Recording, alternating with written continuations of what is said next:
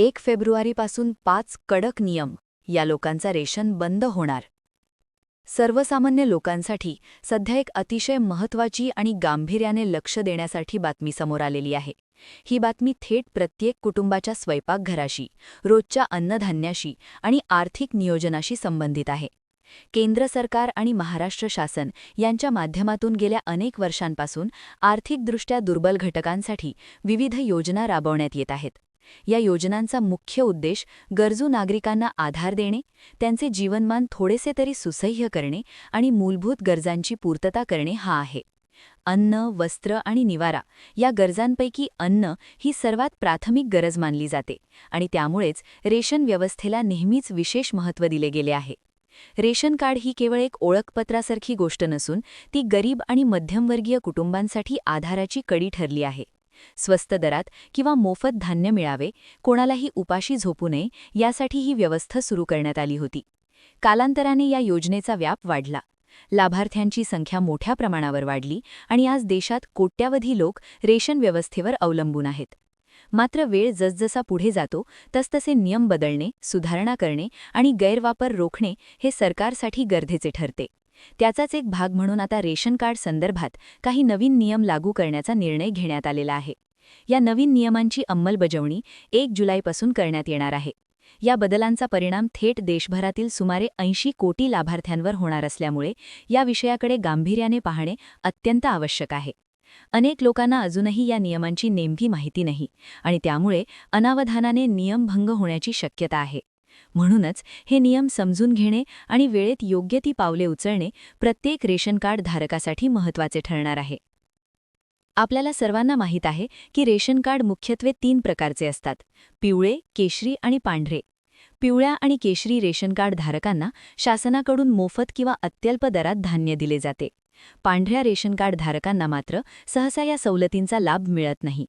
आतापर्यंत पिवळ्या आणि केशरी रेशन कार्ड धारकांना प्रति व्यक्ती 5 किलो गहू किंवा तांदूळ असा धान्य पुरवठा केला जात होता. ही योजना गरिबांसाठी मोठा आधार ठरली होती. मात्र आता या व्यवस्थेत काही मूलभूत बदल करण्यात येणार आहेत. सर्वात महत्त्वाचा बदल म्हणजे यापुढे नवीन रेशन कार्ड तयार केले जाणार नाहीत. म्हणजेच जे लोक आत्तापर्यंत पात्र असूनही रेशन कार्डसाठी अर्ज करू शकले नाहीत, त्यांच्यासाठी ही एक मोठी मर्यादा ठरू शकते. त्याचबरोबर जे रेशन कार्ड धारक सध्या लाभ घेत आहेत, त्यांच्या आर्थिक स्थितीची काटेकोर तपासणी करण्यात येणार आहे. जर एखाद्या कुटुंबाचे उत्पन्न ठरवून दिलेल्या निकषांपेक्षा जास्त असेल आणि तरीही ते रेशनचा लाभ घेत असतील, तर त्यांच्यावर थेट कारवाई होऊ शकते. नवीन नियमांनुसार जर तुमचे उत्पन्न रेशन कार्डसाठी ठरवलेल्या मर्यादेपेक्षा जास्त असेल, तर तुम्ही अपात्र ठरणार आहात. अशा परिस्थितीत तुम्ही आत्तापर्यंत घेतलेल्या रेशनवर दंड आकारला जाऊ शकतो. हा दंड प्रति किलो धान्यावर ठराविक दराने आकारण्यात येणार असून काही ठिकाणी हा दर 25 ते 30 रुपयांपर्यंत असू शकतो. म्हणजेच जर एखाद्या व्यक्तीने नियमबाह्य पद्धतीने दीर्घकाळ रेशन घेतले असेल, तर त्याला मोठी रक्कम दंडाच्या स्वरूपात भरावी लागू शकते. याशिवाय मालमत्तेशी संबंधित नियमही अधिक कठोर करण्यात आले आहेत. जर एखाद्या व्यक्तीकडे ठराविक क्षेत्रफळापेक्षा जास्त जागा किंवा घर असेल, तर तो रेशनसाठी अपात्र ठरू शकतो. उदाहरणार्थ 100 स्क्वेअर फूट किंवा त्याहून अधिक क्षेत्रफळाची मालमत्ता असल्यास संबंधित व्यक्तीला रेशन कार्डचा लाभ मिळणार नाही. अशा व्यक्तींनी जर तरीही रेशन घेतले, तर त्यांच्यावर थेट कारवाई होऊ शकते. वाहनांबाबतही स्पष्ट नियम करण्यात आले आहेत. जर तुमच्याकडे 4 चाकी वाहन असेल, ट्रॅक्टर असेल किंवा शस्त्र परवाना म्हणजेच बंदुकीचं लायसन असेल, तर तुम्ही रेशन घेण्यास अपात्र ठरता. कारण अशा गोष्टी आर्थिकदृष्ट्या सक्षम असल्याचे निदर्शक मानल्या जातात. शासनाचा उद्देश असा आहे की खऱ्या अर्थाने गरजू लोकांपर्यंतच या योजनेचा लाभ पोहोचावा. त्यामुळे आर्थिकदृष्ट्या सक्षम असूनही सवलतीचा लाभ घेणाऱ्यांवर आता कडक कारवाई केली जाणार आहे. उत्पन्नाच्या बाबतीतही स्पष्ट मर्यादा ठरवण्यात आलेल्या आहेत. जर तुम्ही ग्रामीण भागात राहत असाल आणि तुमचे वार्षिक उत्पन्न 2 लाख रुपयांपेक्षा जास्त असेल, तर तुम्ही रेशनसाठी अपात्र ठरता. त्याचप्रमाणे शहरी भागात राहणाऱ्यांसाठी ही मर्यादा 3 लाख रुपये वार्षिक अशी ठरवण्यात आलेली आहे. या मर्यादेपेक्षा जास्त उत्पन्न असूनही रेशनचा लाभ घेतला जात असल्यास संबंधित व्यक्तीवर दंडात्मक कारवाई होऊ शकते. अशा परिस्थितीत जे लोक या निकषांमध्ये बसत नाहीत त्यांनी स्वतःहून आपले रेशन कार्ड तहसील कार्यालयात किंवा संबंधित विभागाकडे जमा करणे अपेक्षित आहे. वेळेत रेशन कार्ड सरेंडर न केल्यास आणि तपासणी दरम्यान नियमभंग आढळल्यास संबंधित व्यक्तीवर दंडात्मक कारवाई तर आकारलीच जाईल, शिवाय कायदेशीर कारवाईचाही सामना करावा लागू शकतो. त्यामुळे पुढे अडचणीत येण्यापेक्षा योग्य वेळी योग्य निर्णय घेणे हेच शहाणपणाचे ठरेल. या सर्व बदलांबरोबरच अजून एक अत्यंत महत्त्वाचा नियम म्हणजे ई-केवायसी. आता रेशन कार्डला आधार कार्ड लिंक करणे पूर्णपणे बंधनकारक करण्यात आलेले आहे. रेशन कार्डवर ज्या व्यक्तींची नावे आहेत त्या सर्व व्यक्तींची आधार क्रमांकासह पडताळणी करणे आवश्यक आहे.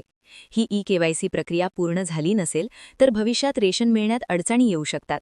यामागचा उद्देश म्हणजे बनावट लाभार्थी ओळखणे, मृत व्यक्तींच्या नावावर सुरू असलेले रेशन थांबवणे आणि खऱ्या गरजूंपर्यंतच लाभ पोहोचवणे. ई-केवायसी केल्याचा एक मोठा फायदा असा आहे की रेशन कार्डशी संबंधित इतर शासकीय योजनांचाही लाभ सहज मिळू शकतो. उदाहरणार्थ, काही योजनांमध्ये थेट रेशन कार्डच्या आधारे लाभ दिला जातो. जर ई-केवायसी अपूर्ण असेल तर अशा योजनांपासूनही वंचित राहावे लागू शकते. त्यामुळे लवकरात लवकर ही प्रक्रिया पूर्ण करणे अत्यंत गरजेचे आहे. ई-केवायसी प्रक्रिया करणे फारसे कठीण नाही. तुम्ही तुमच्या गावातील किंवा शहरातील सेवा केंद्रामध्ये जाऊन ही प्रक्रिया पूर्ण करू शकता. तसेच ज्या दुकानातून तुम्ही रेशन घेत आहात तिथेही अनेक ठिकाणी ही सुविधा उपलब्ध करून देण्यात आलेली आहे. थोडा वेळ काढून ही प्रक्रिया पूर्ण केली तर भविष्यातील अनेक अडचणी टाळता येतील. एकूणच पाहता, रेशन कार्ड संदर्भातील हे नवीन नियम कठोर असले तरी त्यामागचा उद्देश योग्य आहे. शासनाला खऱ्या गरजू लोकांपर्यंत मदत पोहोचवायची आहे आणि गैरवापर थांबवायचा आहे. मात्र या बदलांचा फटका बसू नये यासाठी प्रत्येक नागरिकाने स्वतःची परिस्थिती तपासून पाहणे, नियम समजून घेणे आणि वेळेत योग्य ती पावले उचलणे अत्यंत आवश्यक आहे. अन्यथा दंड, कारवाई आणि मानसिक त्रास यांना सामोरे जावे लागू शकते. म्हणूनच जागरूक रहा, माहितीपूर्ण रहा आणि नियमांचे पालन करून स्वतःचे तसेच इतर गरजू लोकांचेही हित जपा.